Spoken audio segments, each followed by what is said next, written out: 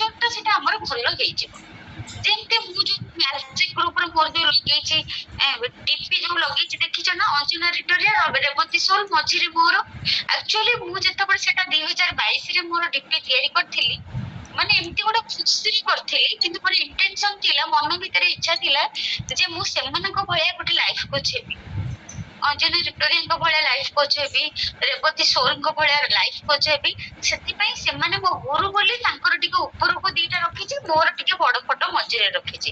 ସେତେବେଳେ ମୋର କେତେ ସବସ୍କ୍ରାଇବର ମାନେ ଫାଷ୍ଟ ମୋର 7ଟା ସବସ୍କ୍ରାଇବର ଥିଲେ।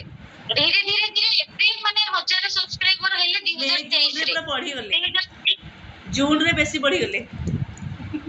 ହଁ ମେ ମାସରେ ବହୁତ ବଢିଗଲେ ମାନେ ପ୍ରତ୍ୟେକ ଦିନ 1000, ପ୍ରତ୍ୟେକ ଦିନ 1000। ତାପରେ ତ ଭାଇରାଲ ହେଲା ସମସ୍ତଙ୍କ ଇଏକୁ ଆସିଲା ଆଉ। ତାପରେ ଭାଇରାଲ ହେଲା ହଁ ସମସ୍ତଙ୍କ ଇଏକୁ, ଯେତେବେଳେ ଅନ୍ କଲେ ୟୁଟ୍ୟୁବ ଆସିଲା।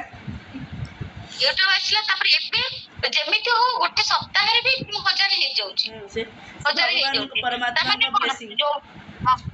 ଯୋଉଟା ଡିପି ମୁଁ ରଖିଥିଲି, ଯୋଉ ଡିପିଟା ମୁଁ ରଖିଥିଲି, ମୁଁ ମ୍ୟୁଟ କରିଦଉଛି ମା ସାବିତ୍ରୀ। ହଁ ଆଚ୍ଛା ହଁ ଯୋଉ ଡିପିଟା ମୁଁ ରଖିଥିଲି ସେଟା ସତ ହେଲା ନା ନାଇଁ ମା ମାନେ? କିନ୍ତୁ 2022ରେ ମୋର ସେଟା ସତ ନଥିଲା, ସେଟା ଫେକ୍ ଥିଲା। କିନ୍ତୁ ସେଟା ସତରେ 2024ରେ ପୂରଣ ହେଲା। ମୁଁ ଧୈର୍ଯ୍ୟର ସହ ଅପେକ୍ଷା କରିକି ରହିଲି।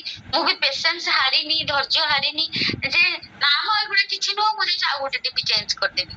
ମୁଁ ବି ସେଇଟା ବି ମୁଁ ଧୈର୍ଯ୍ୟ ସହ ମୁଁ ମାନେ ପୁରା ଶାନ୍ତ ସ୍ୱରୂପ ହେଇକି ମୁଁ ପୁରା ରହିଲି, କନସିଷ୍ଟେନ୍ସି ରଖିକି ତା ଉପରେ ଫେଥ ରଖିକି ରହିଲି, ପୁରା ଫେଥ ରଖିକି ରହିଲି।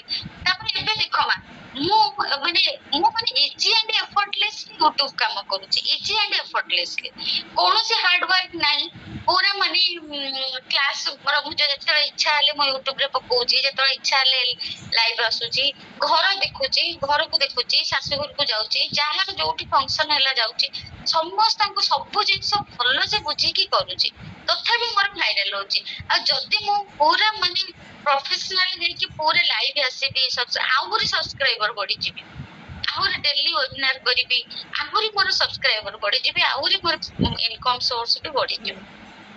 ଏଇଟା କଣ ପାଇଁ ହଉଛି ନା ମୁଁ ଦେଖିଲି ଯୋଉମାନଙ୍କ ସହିତ ମତେ ଚିନ୍ତା ଦଉଛନ୍ତି, ଯୋଉମାନେ ମାନେ ଟିକେ ଲୋନଲି ହେଲା ମାନେ, ଯେତେବେଳେ ମୁଁ ଲ ଅଫ ଆଟ୍ରାକ୍ସନ ଫାଷ୍ଟ ଆରମ୍ଭ କଲି, ମୁଁ ଯେତେବେଳେ ଦେଖିଲି ଯୋଉମାନେ ମତେ ଚିନ୍ତା ଦଉଛନ୍ତି, ମାନେ ଯେତେବେଳେ ମୁଁ ଏକା ହେଇଯାଉଛି, କୋଉ ଚିନ୍ତାଟା ମୋ ମୁଣ୍ଡକୁ ଘାରୁଛି, କୋଉ ଚିନ୍ତାଟା ମତେ ମୁଣ୍ଡକୁ ଘାରୁଛି, ଯୋଉ ଚିନ୍ତା ଯୋଉ ଲୋକମାନଙ୍କ କଥା ମତେ ଚିନ୍ତାଟା ଘାରୁଛି, ପ୍ରଥମେ ମୁଁ ହିଲ ସେମାନଙ୍କୁ କରିବି, ଯାହା ଫଳରେ କି ସେମାନେ ଆମ ମୁଣ୍ଡରେ ପଶିବେନି, ହେଲେ ପଶିବେନି। ସେଥିପାଇଁ ମୁଁ ଏଇଟା କଲି। କଣ କରିବି, ତାର ବହୁତ ପ୍ରୋସେସ ଅଛି।